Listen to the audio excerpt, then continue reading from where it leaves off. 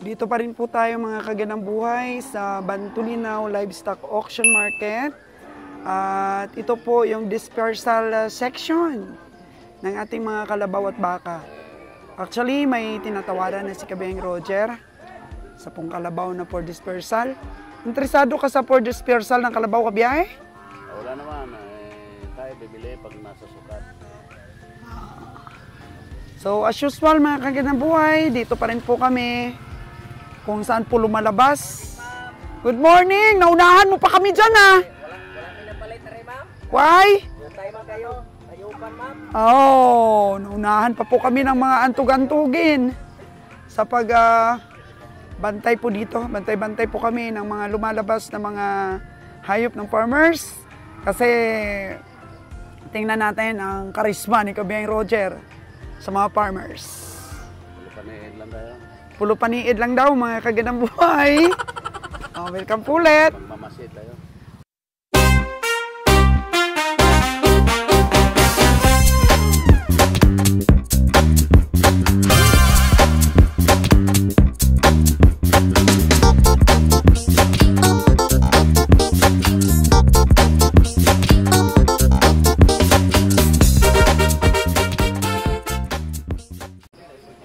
Time check po natin mga kagandang buhay is 7:58 in the morning.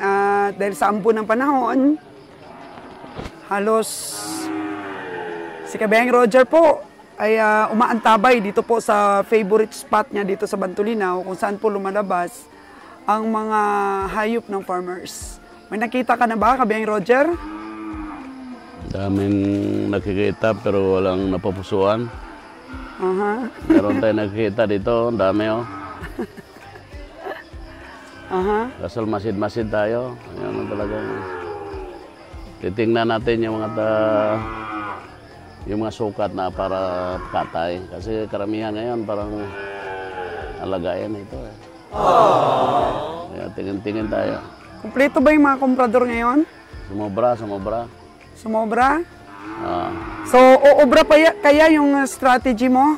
Yung masid-masid? Ganun talaga gagawin natin. Kahit ano pa hindi ubra. Mamaya pag makatsansa, ang mananap, manukob gidra. Okay. Tinti, tago lang rin sa ano.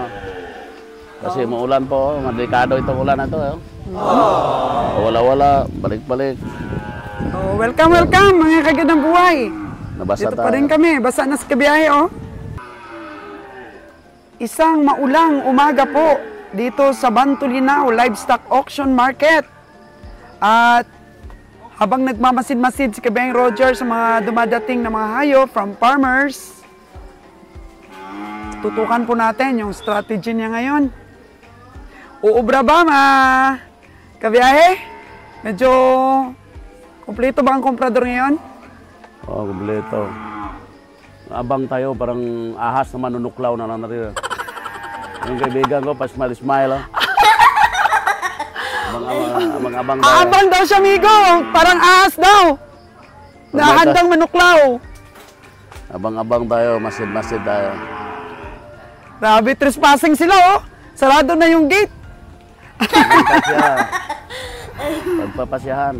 Manunuklaw po na parang ahas si Kabiyaheng Roger ngayon. Tingnan natin mga kagandang buhay ang kanyang sipatan sa pag-abang-abang sa mga farmers ngayon. Wala sipatin ngayon. Mga kabiyahe natin yan, maulaning umaga po sa inyong lahat. Talagang masama ang panahon ngayon. Pero handa ka na, parang ahas na manunuklaw. Handa na tayo magmasid at makinig at talagang bantayan natin yung mga hayop, kung ano pong sukat. Okay. Para sa atin.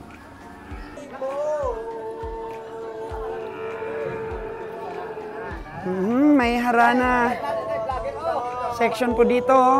Hinaharana tayo ni Kuya. Okay. May entertainment po mga kagandang buhay. Balik po tayo, balik. Dito po sa mga malalaking baka.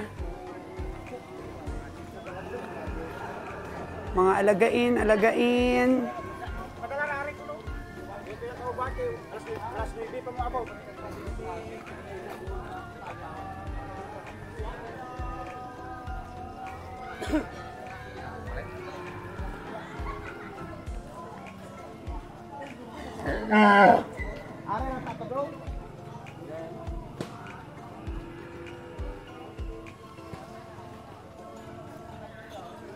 Simple lang naman po ang Bantulinaw Livestock Auction, mga kagandang buhay. Minsan nakakarami din po tayo ng bili.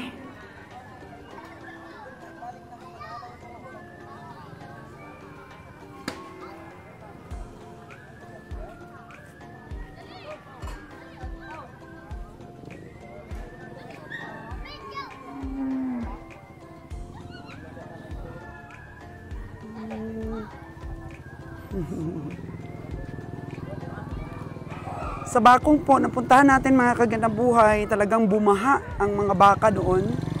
Nag-over expectation po yung ating mga ahinti at farmers na masigla ang pamimili. Pero kabaligtaran po ngayon sa Katayan dahil mahina po ang katay ngayon ng baka. Siguro mga bispiras po ng New Year, ganyan. Mukhang mapaparami ang katay.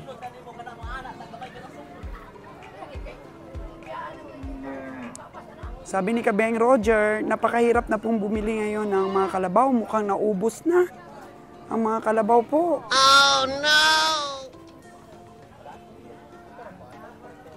Baka ang parada.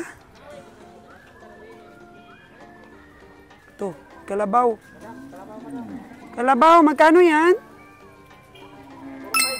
4-5.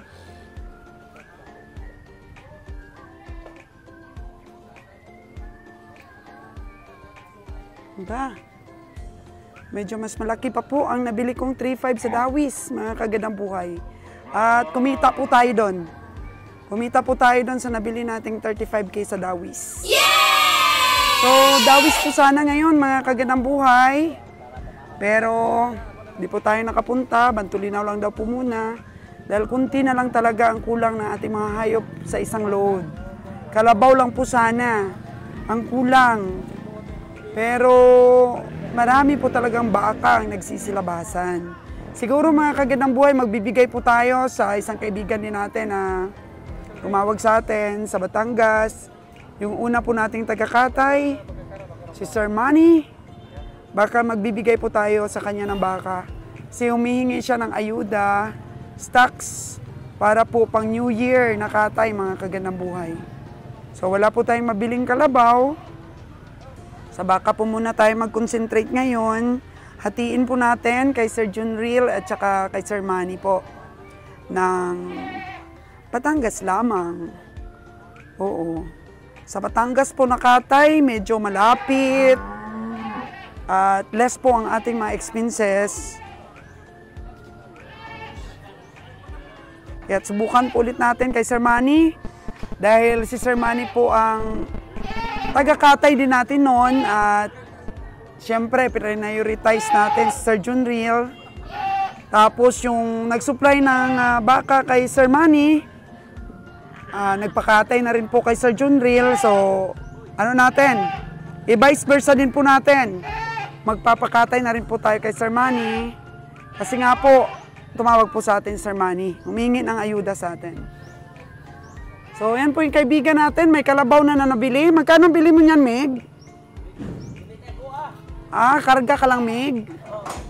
Oo, hindi daw sa kanya. Kakarga lang siya sa truck niya. So, ito kalabaw, Meg, nabili na ito. Ito yung nakita ko ngayon. Ito, maganda ito, oh. Pasok sa tamanyo po ng biyahe. Ewan ko kung nabili na to. Bossing Jojo, sa'yo ba itong kalabaw? Hindi. Hindi din kay Sir Jojo ito. Yun. Mga pasuki-suki po kasi dito sa stockyard. May mga suki po talaga si Kabeng Roger na hinihintay talaga po si Kabeng Roger. Si Bossing Jojo naman po, meron din pong mga suki. So si Bossing Jojo po, mga kagandang buhay, meron po kaming well-known o malakas po na taga-Katay doon po sa probinsya ng Aklan. Ang Nabara, mga kagandang buhay. At si Sir Jojo po yung nagsusupply sa kanila doon sa Nabara po. Alam nyo, sa Nabara Food Products, ang lakas ko po kumuha ng longganisa sa kanila. Nakaka 1,000 packs po kami ng order every week. Kasama na po doon yung tocino, mga beef tapa, ganyan ba? Longganisa, pork, at saka chicken longganisa. Mga kagandang buhay. Pero yung pinaka mabili talaga is pork longganisa, yung regular po. Kasi meron din kasing bilog, yun to ang tinatawag na regular. At meron din pong slice longganisa. Yung mabili po dun sa amin sa Boracay is yung regular, yung bilog po. Kasi pang almusal sa mga resort. So, mo-order po kami all in all every week, mga 700 packs of regular longganisa. And then yung iba, yung 300, Shanghai lumpia, ganyan, slice, chicken, longganisa, tocino, beef tapa, ganun. Pero pinakamalakas talaga is yung bilog, regular. Kung mamarapatin po at bigyan tayo ng blessings, mga kagandang buhay, makaprocess po talaga tayo. Kasi walang problema, sa store pa lang po natin, malakas na po tayo magpaubos ng longganisa. Kailangan lang po talaga yung pag-umpisa. Kasi hindi po lahat ng negosyo, mga kagandang buhay, ay maganda po yung umpisa. Sa packaging, kailangan po maganda. So, siguro, Saltida Food Products, yun din po ang ilagay nating pangalan. And then, yung lasa po talaga ng longganisa, dapat hindi po magkalayo doon sa napagkasanayan ng lasa, mga kagandang buhay. Kaya pag-aralan po natin yan, mag-experiment po tayo, mag-hire po tayo ng mga skilled person, tsaka tikman po natin yung ating unang mga gawa, kung pasado ba, mga kagandang buhay. And naniniwala naman po tayo na sa trials and error po, mape-perfect po natin lahat ng mga diskarte. Kaya dito po sa vlogs ko, ma-inspire mga kagandang buhay. Kasi ang pag-put up ng business is hindi po yan nakukuha sa madalian. Sa tiyaga po talaga at sa matinding dedikasyon, sipag mga kagandang buhay. Kaya sa aking mga subscriber, sa aking mga avid viewers, alam nyo, yung iba sinasabi. Kasi nga yung iba, yung ako taga-daot, yung mga kabiyahe ang taga-daog. Kasi trying hard po ako mga kagandang buhay kung paano po kayo mapangiti, paano po kayo mapasaya. Kaya sorry na lang po doon sa mga nagko-comment, sa mga masyadong siniseryoso yung mga vlogs namin, yung mga tricks po namin dito, siniseryoso po nila. Ang masasabi ko lang po sa inyo, ang vlogging po ay to entertain and to inspire mga kagandang buhay. Kasama na po doon yung mga biruan namin, kasama na po doon yung mga biro ko nga, at saka yung mga senaryo po na minsan ay hindi ninyo nagugustuhan. Ginagawa lang po ni kagandang buhay po ninyo yon para po ma-entertain kayo. Pero kung hindi po kayo na-entertain, sorry na po kaagad. Basta, I assure you, mga kagandang buhay, ang team po namin, pamimili namin, hindi po namin inaalkansi or dinadaot ang amin po mga tauhan. Ayan. Pero yun nga, mga kagandang buhay, kailangan natin ngayong i-revisa ang mga magagaling at yung mga lumalaki ang ulo at ang mga nagsasakripisyo ng tunay dito po sa ating team. At ang nakukulangan na po ay kailangan na pong madisiplina, mga kagandang buhay. Kaya, di ba, marami naman ang nagsasabi, pagdating po sa pagninegosyo, ang napakahirap po talagang i-manage is yung tao. Kasi malaking lugi mo rin po, mga kagandang buhay, kung hindi mo madisiplina yung mga tao mo. Kaya tutok lang po dito, mga kagandang buhay, at warm up lang po muna habang pumapatak po ang ulan. Yan, putan po natin ang ating mga kabiyahe habang tayo po ay nagchichismisan. Ine-encourage ko nga po talaga si Kabeng Roger na bumalik vlogging na siya para at least po kung hindi man po ako maka-vlogs dahil this coming 2025 is marami po kaming mga project. Marami po kaming tututukan. Itikan ni Ron, kambingan natin, pagbubukas ng meat shop natin, sa restaurant. Marami po akong tututukan mga kagandang buhay. Sabi ko kay Kabiyang Roger, matuto na siyang tumutok dito sa vlogging niya. Kasi ayoko pong mawala. Ayoko pong ang team po namin ay hindi na ninyo nakikita. Kailangan kahit si Kabiyang Roger po at ang team niya yung mag-vlogs, ay nakikita nyo pa rin po ang team Kabiyahe. At ako rin po ay update ko rin po kayo sa aking mga project po, mga kagandang buhay. At matuto, sabay po tayong matuto. Yan na po ang ating truck, naghihintay na po yan. May nakatali na po siguro, nadaog na po ito ni Kabiyang Roger. Ito pong isang inahin. Dito po tayo sa may kambing section, mga kagandang buhay. Tingin-tingin po tayo dito, tapos daan tayo.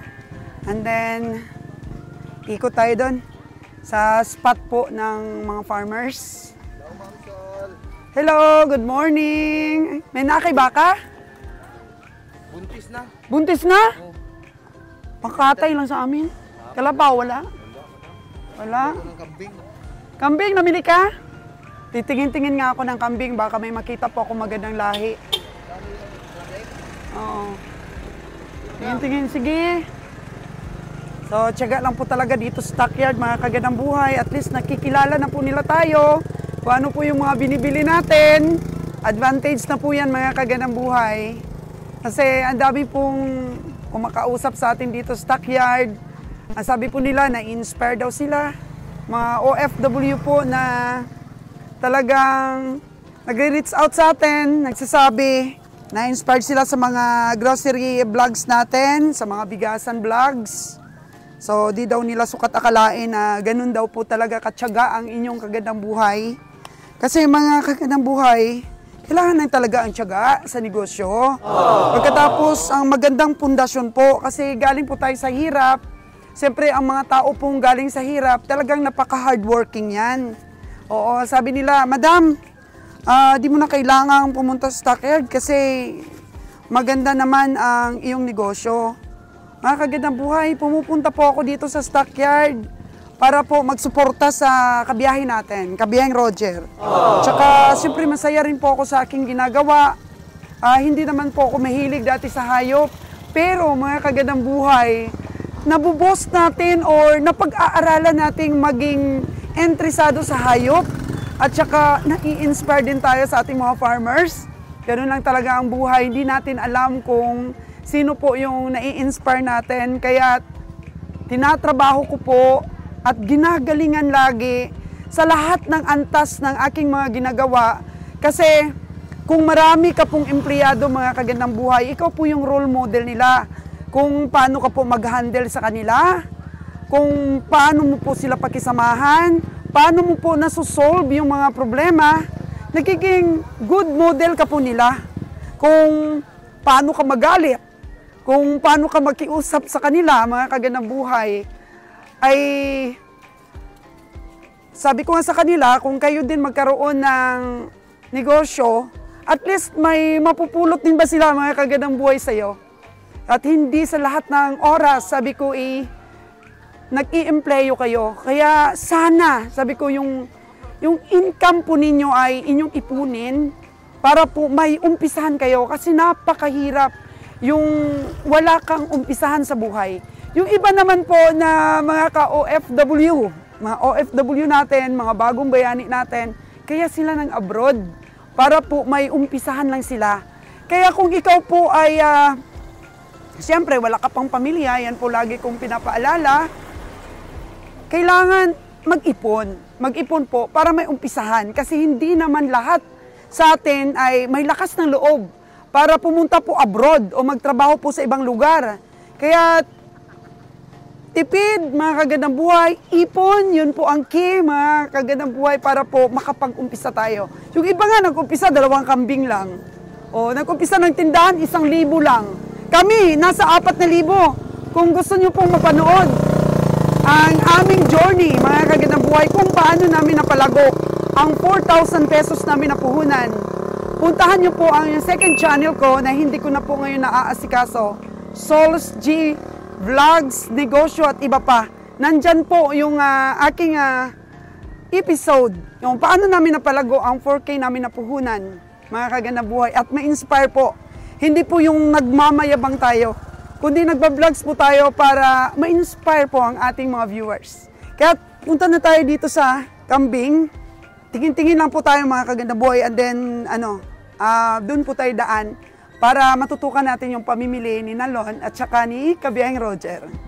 Pasensya na po kayo, very pale morning mga kaganda buhay kasi sa sobra namin pagmamadali at na-late po kami ay nakalimutan natin yung ating makeup kit. So, ayan, mga kaganda buti, walang init. Kasi kung may init, masusunog po tayo. Kasi wala tayong panghidid po na para po sa sunblock. Sunblock po natin, mga kaganda buhay. Buti na lang medyo maulan-ulan po ngayon. May nakita po akong isang inahin, no? Malaki din. Parang kamukha siya ni Bona. Pero siguro matanda na ito. Laki na yung didi. Oo. Dong! Pila man na imong kambing, Dong? Ha? 13,000. Ha? 13,000. Ano yan, Dong? Parang inahin na? Ilang bisis na yun ang anak? Dalawa pa. Mga kaganda buhay. Oo. Hindi ba yan buntis, Dong? Hindi pa. Upgraded na siya, di ba? Mga kagandang buhay, malaki na siya. Upgraded na siya. Oh.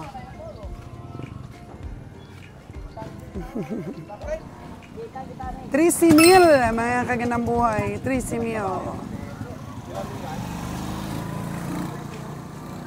Handa katawan? Oh. Ito. Ay, naku, lumakas ang ulan po, mga kagandang buhay. Oh, no! Ayan na po yung mga matatalinong baka. Ayaw umakyat. Hirap. Hirap pong maging matalino ang iyong alaga. Alam niyang papunta na siya sa katayan. Kaya nagpapatay-patayan na po kaagad siya. Oh. Dito po binili ni Nalon.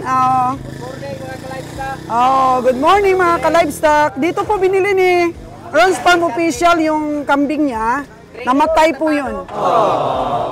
Namatay po ang kambing ni Kabiyahing Ron's Farm Official na dito po binili sa Bantulinaw. Yung inahin niya po na puti, yung gagawin niya sanang inahin. Matay po. Di kinaya yung malayong biyahe. Hindi kinaya ang malayong biyahe. Kailangan pag bumili po ako ng ganito, yung magandang lahi na po. Yung mataas po ang genetics para makapag-produce po ng magandang mga anak. Hello, tatay! Yan, yung mga kambing natin. Ang Anglo talaga, no, manipis na mataas. Mas gusto ko po, mga kagabandang buhay, yung boer. Boer po. Para pang meat. Pang meat type. Yung Anglo naman kasi is pang dairy. O, Anglo. O, dito tayo daan. So, mukhang konti lang ngayon. Kaya sabi po sa mga napanood kong mga vlogs tungkol po sa kambingan, sa mga legit na po tayo bibili ng atin pong bore. So, baba tayo dito. Ay minsan dito po galing yung mga baka, kabilaan, at doon din po sa favorite spot ni Kabiyahe.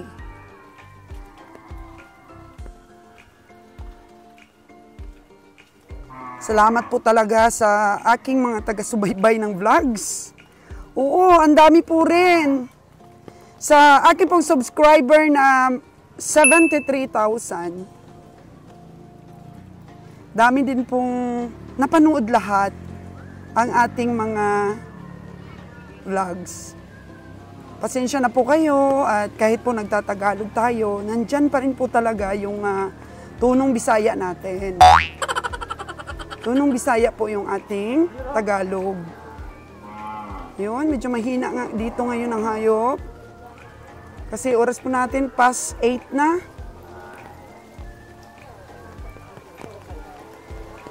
Sa pagpunta po sa mga livestock auction, wala pong kasiguruhan kung marami o konti yung ating mabili.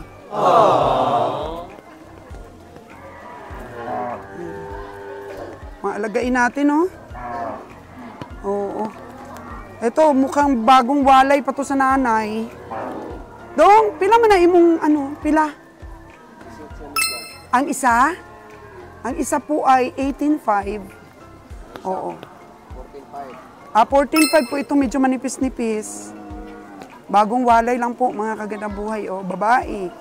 Babaeng baka. Kasi marami rin pong nagtatanong sa atin kung magkano daw po yung mga upgraded na mga baka.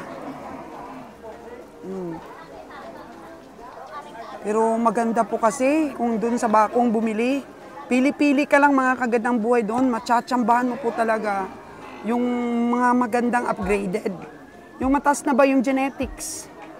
O kaya tiyaga lang po talaga, tiyaga lang sa pagpili. Kagaya ni ate, ang ate ganda. Pila man na ate ganda? 22. Ayun, 22 kay ate ganda, Marami kasing mga subscriber nagtatanong magkano yung mga ganyan. Oo. Kaya, ayun, 22 po ito. Kay ate ganda. Meron po talagang, kagaya ni ate na antog-antog. Binibili rin nila, tapos inaantog nila. Dinadala nila sa mga auction market. Kasi kasagaran po, yung mga farmers, pag nabenta nila yung mga baka nilang malaki na, ibibili nila ulit ng 2 alagain ulit. Ganun. Negosyo po talaga ang gusto ng ating mga farmers. Ma'am, okay. Oo. Good morning, good morning. Malamig. Malamig talaga, tatay, no? Maganda rin pala itong baka ni tatay.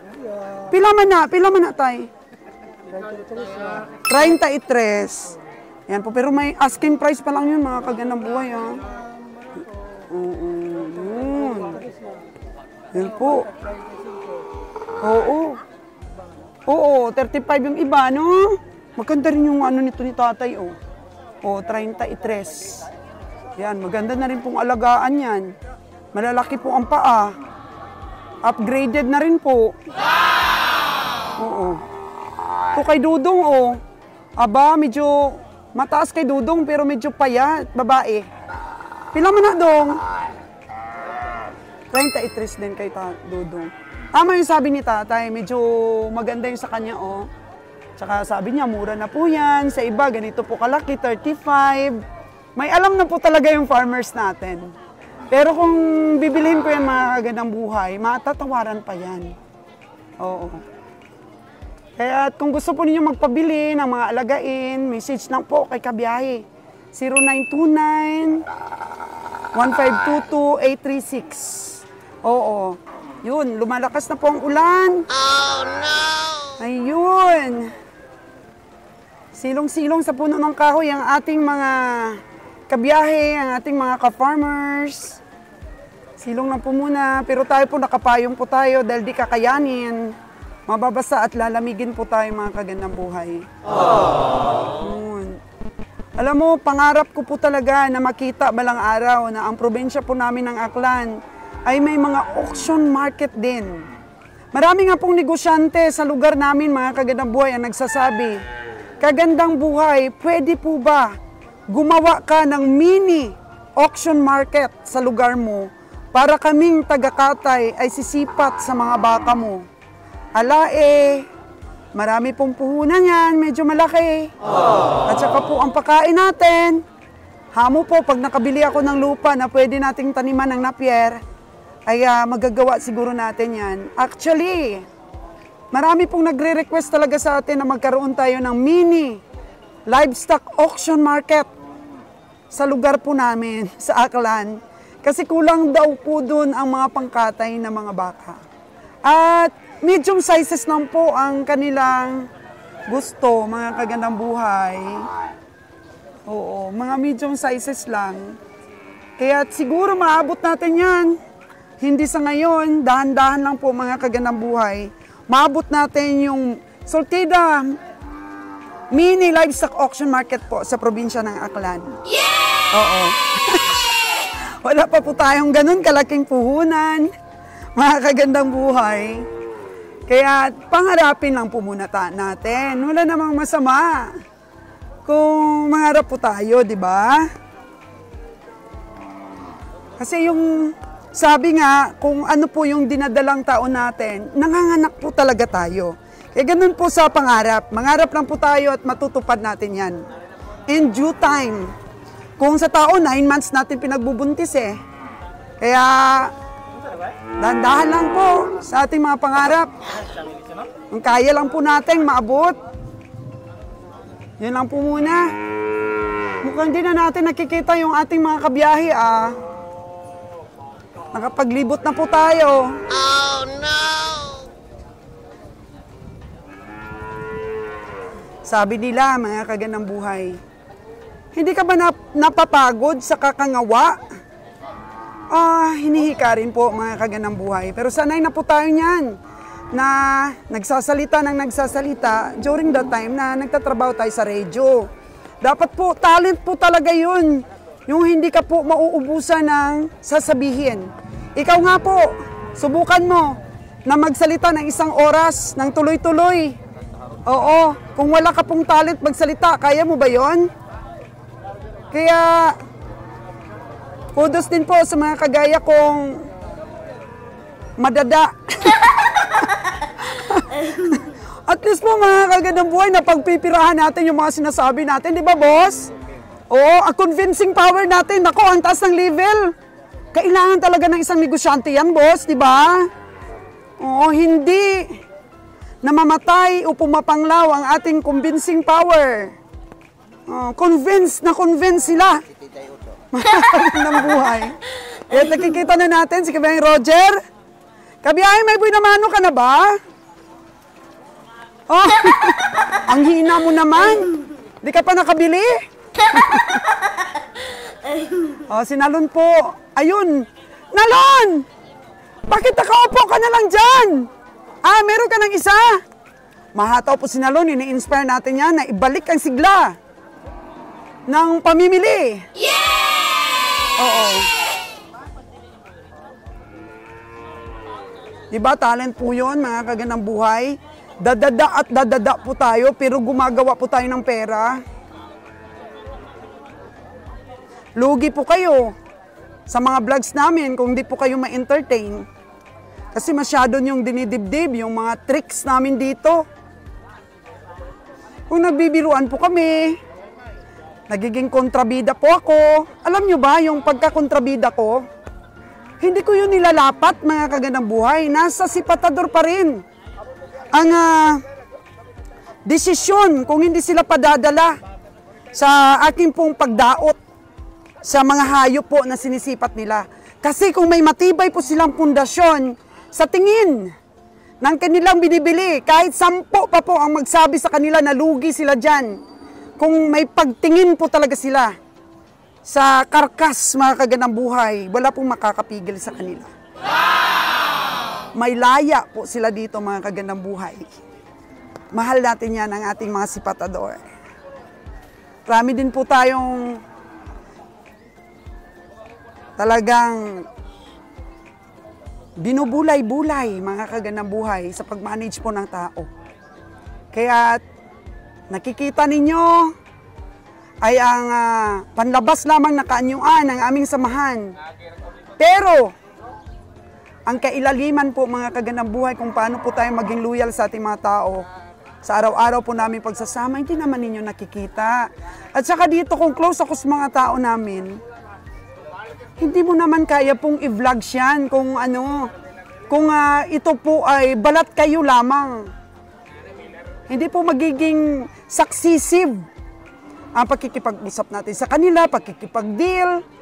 Hindi po yan saksisi mga kagandang buhay kung pakitang tao lang.